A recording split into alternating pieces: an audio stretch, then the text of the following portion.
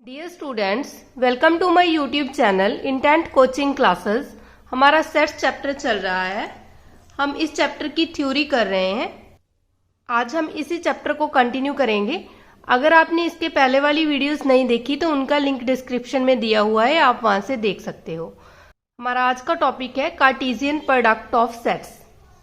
Cartesian product of sets पढ़ने से पहले हम ऑर्डर्ड पेयर देखते हैं कि ऑर्डर्ड पेयर किसे कहा जाता है। An ordered pair is a pair of entries in the specified order. This is also called ordered two tuples. The two entries are separated by comma and enclosed within a bracket. ठीक है, ordered pair उसे कहा जाता है जैसे कि हमारे पास लिखा है if A and B any two sets then by an ordered pair of a elements.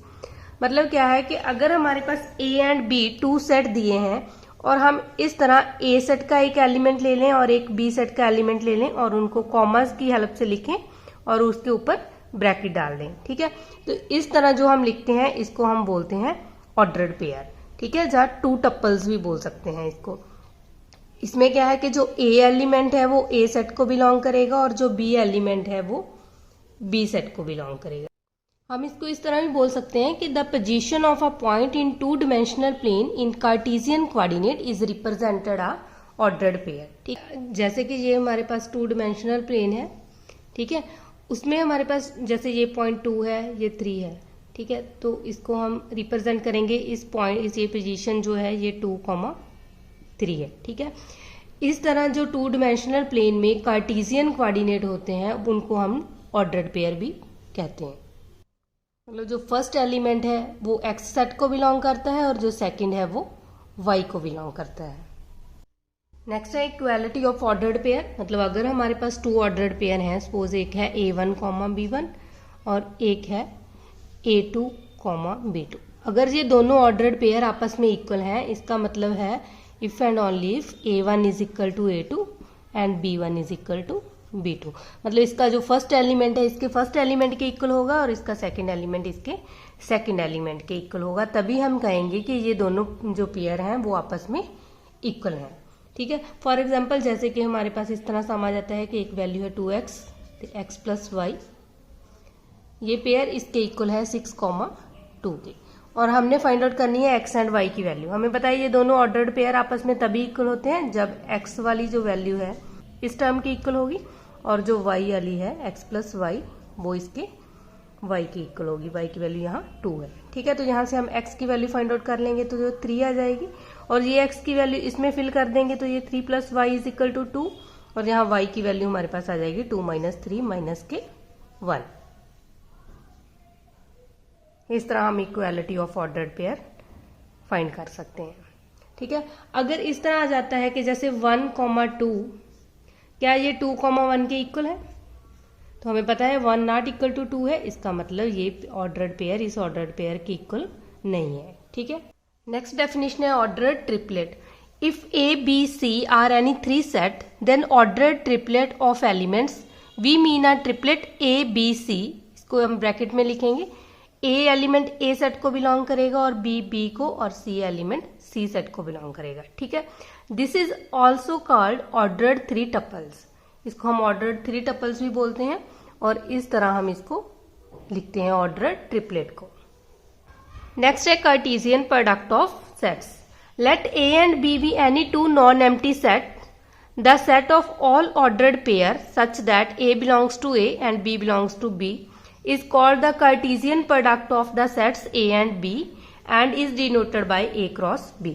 ठीक है, जो कार्टेशियन प्रोडक्ट है उसको हम A क्रॉस B से डिनोट करते हैं और इसको लिखा जाता है कि हमारे पास A, B कोई भी ऑर्डर्ड पेयर है, जो A एलिमेंट है वो A सेट को बिलोंग करेगा एंड जो B एलिमेंट है वो B सेट को बिलोंग करेगा। ठीक है, A एंड B हमारे पास 2 नॉन एम्प्टी सेट हैं और अगर हमारे पास A सेट भी एम्प्टी सेट है और B भी एम्प्टी सेट है, ठीक है, तो उनकी जो क्रॉस प्रोडक्ट है, मतलब ए क्रॉस बी भी बोलते हैं हम इसको, इसका मतलब ए कार्टेशियन प्रोडक्ट ऑफ बी।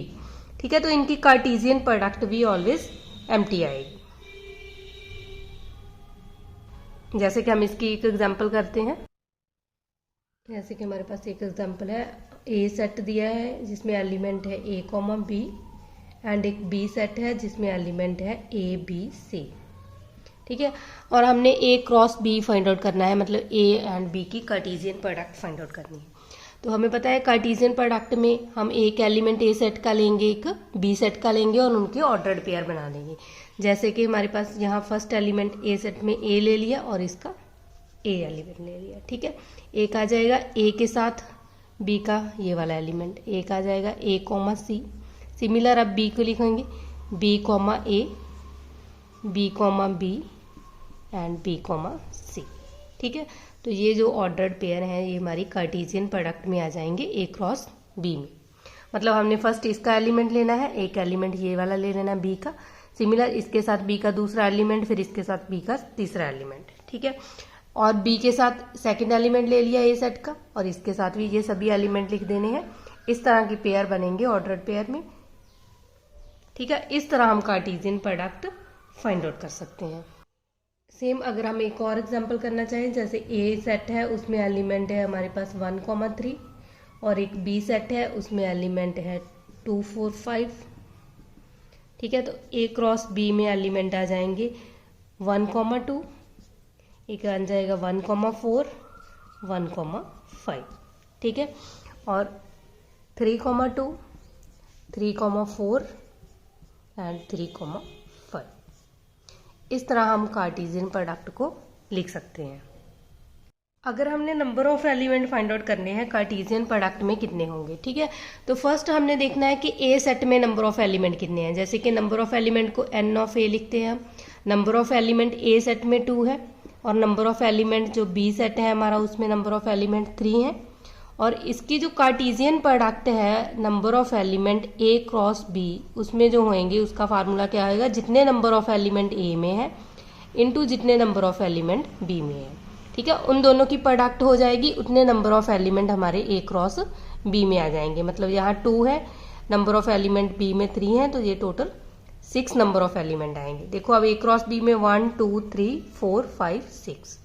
इस तरह एज इट इज भी हमें पूछा जा सकता है कि अगर ए सेट में नंबर ऑफ एलिमेंट, जैसे कि ए सेट में नंबर ऑफ एलिमेंट 5 है और बी सेट है उसमें नंबर ऑफ एलिमेंट हमारे 6 हैं, तो number of element A cross B कितने होंगे। ठीक है, तो हमने ओनली इन दोनों की प्रोडक्ट कर देनी है, तो इसका मतलब number of element A cross B में 30 होंगे। हम नंबर ऑफ एलिमेंट तभी फाइंड आउट कर सकते हैं जब ए और बी हमारे पास कोई फाइनाइट सेट होंगे। ठीक है, तो ये कंडीशन है, ये याद रखना है। If A and B are finite set, then number of element A cross B is equal to number of element A into number of element B। ठीक है, और सेकंड कंडीशन है जो A क्रॉस B है, मतलब A की Cartesian product B से करते हैं और B की कार्टेशियन प्रोडक्ट A से करें तो ये कभी भी इक्वल नहीं होंगे। ठीक है, और हमारा जो थर्ड रिजल्ट है वो है अगर नंबर ऑफ एलिमेंट देखें ए क्रॉस बी में और नंबर ऑफ एलिमेंट हम फाइंड आउट करें बी क्रॉस ए में, तो ये दोनों आपस में इक्वल होंगे। ठीक है, इनकी कार्टेशियन प्रोडक्ट आपस में इक्वल नहीं होगी लेकिन इनके नंबर ऑफ एलिमेंट आपस में इक्वल होंगे। ठीक है, हमारा फोर्थ पॉइंट है, ये रिजल्ट भी आपने याद रखना है कि number of element A cross B intersection B cross A, तो ये इक्वल टू होता है number of element A intersection B इसका होल स्क्वायर। ठीक है, जैसे कि हम इसकी भी एग्जांपल करके देखते हैं। हमने एलिमेंट लिए थे ए सेट में 1,2, एक बी सेट है इसमें एलिमेंट हमारे पास है 1, 2, 3। ठीक है, अगर हम ए क्रॉस बी फाइंड आउट करें तो हमें पता है इसमें एलिमेंट आ जाएंगे 1, 1, 1,2, 1,3, 2,1, 2,2 एंड 2,3। ठीक है, अगर हम बी क्रॉस ए करें तो फिर हमारे पास एलिमेंट आएंगे 1,1, 1,2, 2,1, 2,2, 3,1 और 3,2। ठीक है, अब ये जो ऑर्डर्ड पेयर है ये कार्टेशियन प्रोडक्ट, इसमें जो ये एलिमेंट है ये आपस में इक्वल नहीं है क्योंकि वो यहाँ 1,3 है जहाँ 3,1 है, तो ये ऑर्डर पेयर आपस में इक्वल नहीं है। तो ये हमारा फर्स्ट रिजल्ट हो गया। अगर हम नंबर ऑफ एलिमेंट की बात करें तो हमें पता है number of element A cross B में भी इन दोनों की प्रोडक्ट हो जाएगी और बी क्रॉस ए में भी इन दोनों की प्रोडक्ट हो जाएगी, तो वो ऑलवेज इक्वल आएंगे। ठीक है, अगर हम थर्ड रिजल्ट देखें तो देखो ए क्रॉस बी हमारे पास ये वाला है और बी क्रॉस ए ये वाला है। इन दोनों की इंटरसेक्शन देखें तो इन दोनों की इंटरसेक्शन में जो हमारे पास एलिमेंट आएंगे उनमें आ जाएंगे, एक तो 1,1 है कॉमन, एक है 1,2, ठीक है, उसके बाद हमारे पास है 2,2 और एक है 2,1। ठीक है, तो ये 4 ऑर्डर्ड पेयर है जो कॉमन है। इसका मतलब इसमें जो नंबर ऑफ एलिमेंट है A cross B intersection B cross A, तो वो 4 है हमारे पास। ठीक है, और अगर हम ए इंटरसेक्शन बी देखें, ए इंटरसेक्शन बी में हमारे पास 1 और 2 ये दो ही कॉमन है। ठीक है, तो इसका स्क्वायर करेंगे, इसमें 2 नंबर ऑफ एलिमेंट कॉमन है, 2 का स्क्वायर हो जाएगा तो वो 4 आ जाएगा। इसका मतलब ये रिजल्ट भी आपस में इक्वल है, तो आपने एज इट इज ही इनको याद रखना है। और अगर ए और बी हमारे पास इनफाइनाइट सेट हैं तो उनकी जो कार्टेशियन प्रोडक्ट है वो भी इनफाइनाइट होगी। ठीक है, 5th पॉइंट हम लिख सकते हैं, इफ आइदर ए और B is an infinite set then A cross B is an infinite set. तो उनकी कार्टेशियन प्रोडक्ट भी इनफाइनाइट ही होगी अगर ए और बी हमारे पास इनफाइनाइट सेट है। ठीक, और अगर हमारे पास इस तरह दिया है कि ए क्रॉस बी की वैल्यू हमें गिवन है, जैसे कि ए क्रॉस बी में एलिमेंट है P comma Q, P comma R, M comma Q, M comma R. ठीक है, और हमने फाइंड आउट करना है फाइंड ए एंड बी। तो हमें पता है जो फर्स्ट एलिमेंट है वो फर्स्ट सेट को बिलोंग करेगा और जो सेकंड एलिमेंट है वो सेकंड सेट को बिलोंग करेगा। हमारे पास ए सेट है, ए सेट में जो एलिमेंट है वो फर्स्ट है पी। ठीक है, यहाँ भी पी है, पी को हम रिपीट नहीं करेंगे, सेट में कोई भी नंबर रिपीट नहीं होता। तो और सेकंड एलिमेंट है एम, एम भी ए सेट को बिलोंग करता है, तो इसलिए ए सेट में हमारे पास पी कॉमा एम एलिमेंट है। और जो बी सेट है उसमें जो एलिमेंट है हमें पता है जो सेकंड एलिमेंट है वो बी सेट को बिलोंग करेगा, उसमें एक तो है क्यू, एक है आर। ठीक है, नंबर ऑफ एलिमेंट देखें, हमें पता है कि इसमें नंबर ऑफ एलिमेंट इसमें 2 है, इसमें भी 2 है। ठीक है, इनकी कार्टेशियन प्रोडक्ट में नंबर ऑफ एलिमेंट इन दोनों की प्रोडक्ट हो जाएगी 4। ठीक है, इस तरह हम ए एंड बी भी कार्टेशियन प्रोडक्ट में से फाइंड कर सकते हैं। सेम अगर हमें Cartesian product of 3 sets find out करनी है और उसमें नंबर ऑफ एलिमेंट देखने हैं, तो हमें पता है 3 सेट में हम 3 सेट की कार्टेशियन प्रोडक्ट करेंगे और उसके जो नंबर ऑफ एलिमेंट है वो number of element A into number of element B into number of element C इसके इक्वल होंगे। ठीक है, Cartesian product A B C का मतलब क्या है कि हम उस सेट को 3 टाइम्स कार्टेशियन प्रोडक्ट करेंगे, मतलब पहले ए और बी की कार्टेशियन प्रोडक्ट करेंगे, फिर जो उसका आंसर आ जाएगा उसकी सी के साथ कार्टेशियन प्रोडक्ट करेंगे। फॉर एग्जाम्पल, जैसे हमारे पास ए कोई भी सेट है जिसमें एलिमेंट है 1,2 और हमने फाइंड आउट करना है ए क्रॉस ए क्रॉस ए, मतलब इस सेट को 3 टाइम्स प्रोडक्ट करनी है। तो फर्स्ट हम ए क्रॉस ए फाइंड आउट कर लेंगे। हमें पता है इसको हम इस तरह लिख सकते हैं 1,2 और 1,2। तो ये हमारे पास बन जाएगा, एक पेयर तो आ जाएगा 1,1, फिर 1 के साथ 2, 2 के साथ 1 और 2 के साथ 2। ठीक है, क्योंकि हमें पता है ऑर्डर्ड पेयर की प्रोडक्ट हम इस तरह करते हैं। और अगर हम इसकी प्रोडक्ट ए क्रॉस ए करें, मतलब इसकी प्रोडक्ट तो इतनी आ गई, अब इसकी प्रोडक्ट ए क्रॉस ए के साथ करें। ए सेट में हमारे पास एलिमेंट 1,2 है। ठीक है, अब हम क्या करेंगे, फर्स्ट हम इसका एलिमेंट लेंगे 1,1 और इसके साथ ये वाला एलिमेंट ले लेंगे। अब सेकंड 1,1 तो हमारे पास है ही और साथ में आ जाएगा 2।